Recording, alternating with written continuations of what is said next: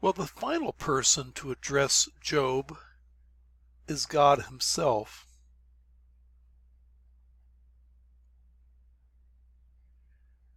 And when God addresses Job, he's going to tell Job that Job lacks the wisdom to judge God's justice. God actually shows up in a whirlwind, and as the whirlwind gets closer, it becomes apparent that this is not just a whirlwind, this is God himself. God addresses him, "Who is this that darkens my counsel with words without knowledge? Brace yourself like a man, I will question you, and you will answer me." And then he asks all these unanswerable questions. Where were you when I laid the foundation of the earth's foundation? Well, I didn't exist yet. Tell me, who marked off his dimension? Well, you must have.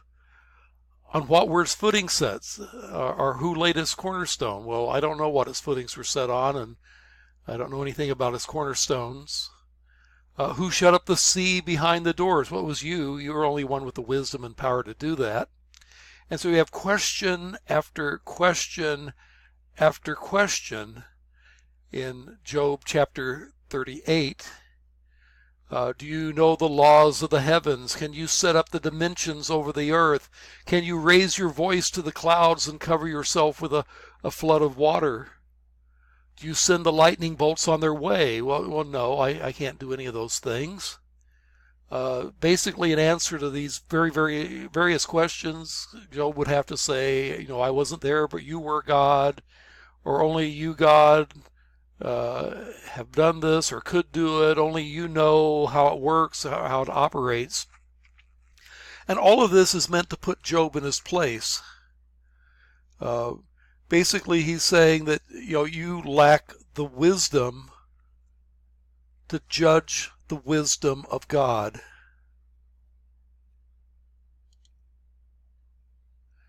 And Job's response to all these questions, when he finally gets his wish and is able to confront God and defend himself before God, is this: Job answered the Lord, "I am unworthy. How can I reply to you? I put my hand over my mouth.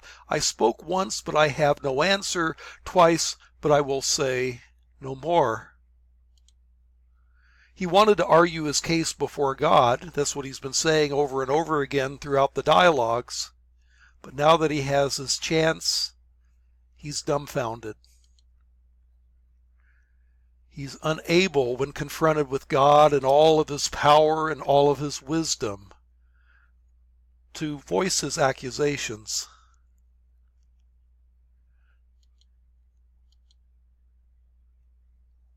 Now, God uses a couple of examples to illustrate his uncontrollability. And he uses two creatures, Behemoth and Leviathan, to illustrate this. Though these are subject to debate as to what they are,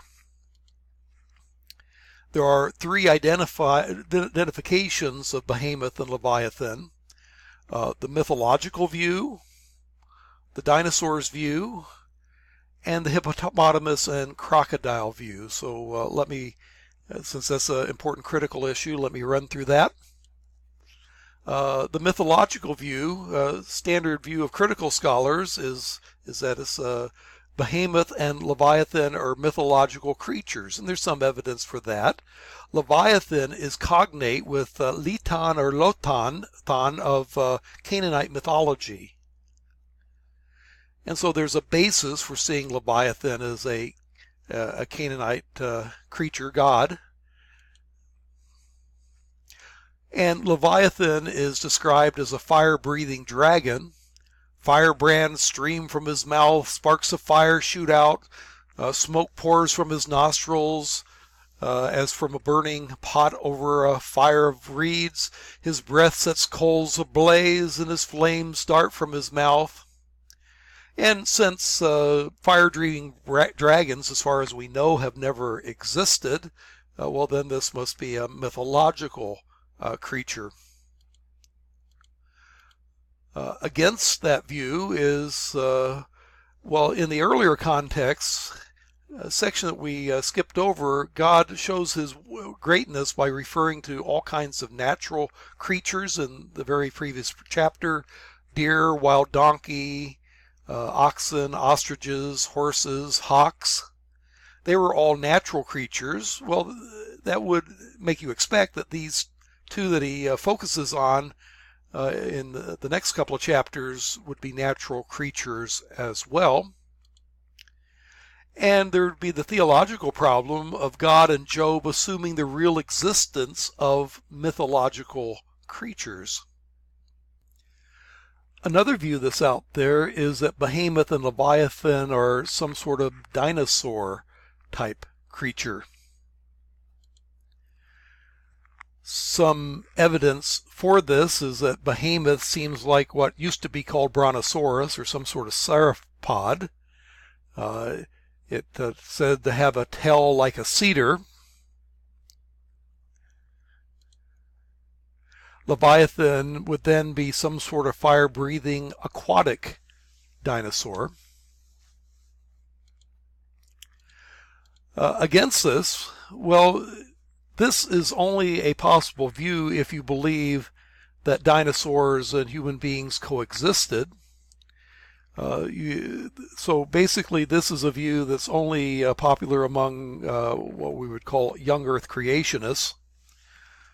Those that take the days of Genesis 1 is not quite so literally, perhaps standing for ages, would argue that dinosaurs and men never coexisted, and therefore it couldn't refer to dinosaurs.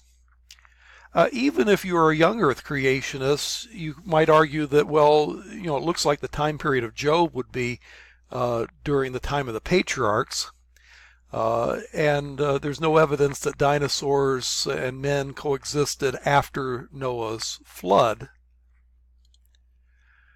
And the hypothesis of a fire-breathing dinosaur also lacks any real objective evidence. That leads us to the third view, that Behemoth and Leviathan refer to a hippopotamus and a crocodile. Both the hippopotamus and crocodile are very big and dangerous animals. Crocodiles eat people. Hippopotamuses kill more people in Africa than do crocodiles, you may not realize. Both share the same habitat, and so can be discussed together. Hippopotamuses can be hidden among the reeds, as it says of Behemoth, and live among the rivers, and that's exactly where crocodiles show up. Against the view would be the statement, well, how is it that the hippopotamus has a tail like a cedar? They have the little rope tails rather than a big cedar size tail. Those that hold to the hippopotamus view will also the other problem is that crocodiles are not really fire breathing. How does one answer those two objections? Well, there's a parallelism in Job 40 and verse 17. His tail sways like a cedar, the sinews of his thighs are close built. Parallel with tail is thighs.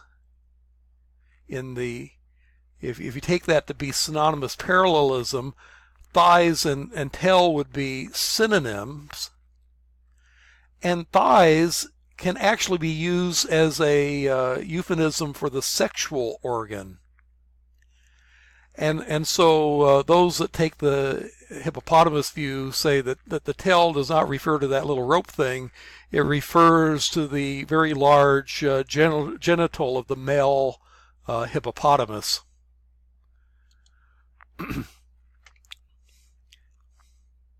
A symbol of its strength and virility, and that would thus fulfill Job's language. As for Leviathan, said to snort fire and smoke, Well, it may not be literal language, but it is a description of the appearance of light going through the mist of water produced when a crocodile sneezes, which in the early morning light can look like flashes of fire and smoke. In fact, this kind of thing is what led to the mythological exaggerations that led to making Leviathan a monster or Canaanite god in the Ugaritic literature. Well, regardless of which view you take on these things, the message is this. Just as you cannot control Behemoth, who I will take to be a hippopotamus, and you cannot tame Leviathan, you cannot control and tame God. He says, look at Behemoth, I made him along with you, feeds grass like an ox. What strength he has in his loins, what power in his muscles of his belly.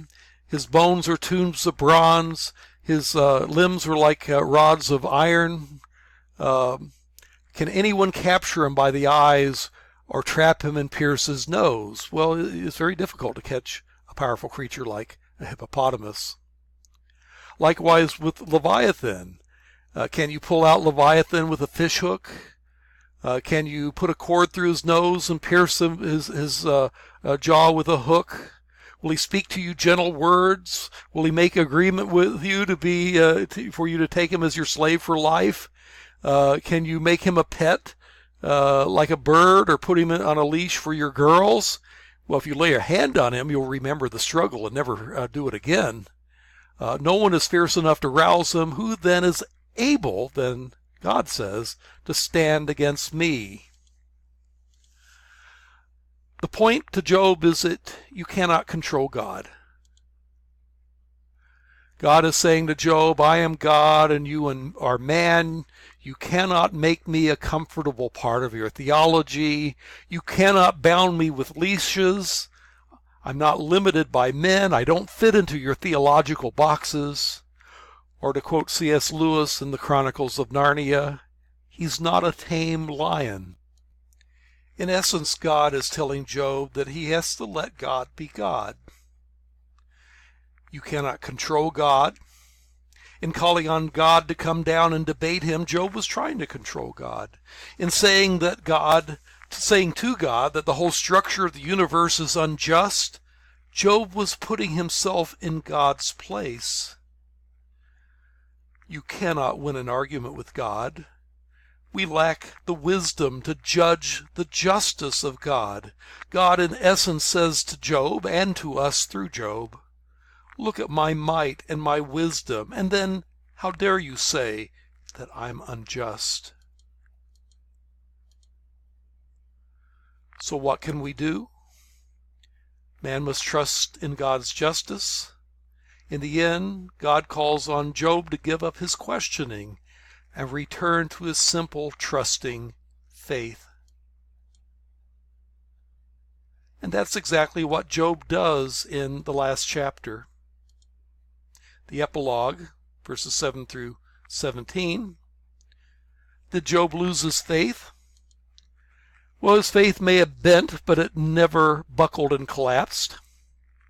In the end, Job emerges with a faith which is far richer and deeper than it would have been had he not gone through his ordeal. In the end, God blesses Job even more than before. He gave him back his family and gave him back more possessions than previously.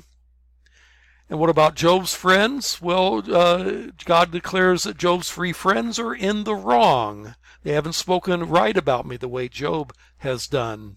And Job offers sacrifice and praise for their offenses.